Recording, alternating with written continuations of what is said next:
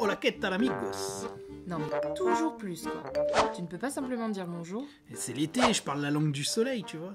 En parlant d'été, tu ne connais pas un bon lavomatique?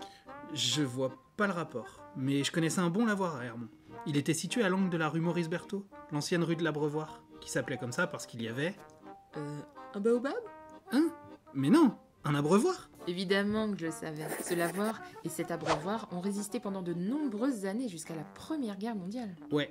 Après, quand je dis que je connaissais, c'était pas personnellement, hein. J'étais trop jeune à la fin de la Première Guerre mondiale. Mais du coup, t'as l'air de bien connaître cette histoire. Pourquoi ils étaient situés ici? Tout simplement car jadis, Hermont était traversé par deux petits rues.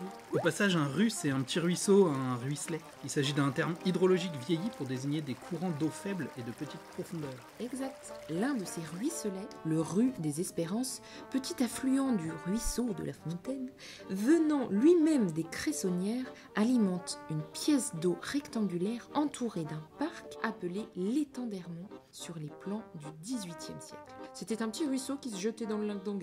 Il faisait 2 km à vue de pif. Bah, pas à vue de pif. On l'a vu dans les archives qu'il faisait vraiment 2 km.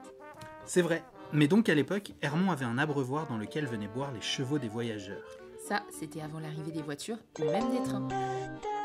Mais également juste à côté se situait un petit lavoir, à la place de la crèche à petits pas face au collège Jules Ferry, dans lequel les femmes venaient y laver les vêtements et raconter toutes les petites histoires du village.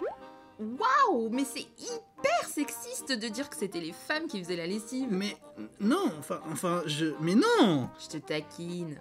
Certains racontent que les enfants venaient aussi jouer dans ce coin pittoresque, pêchant des têtards dans les cressonnières situées derrière ce lavoir. Avant de rentrer jouer à la PS4.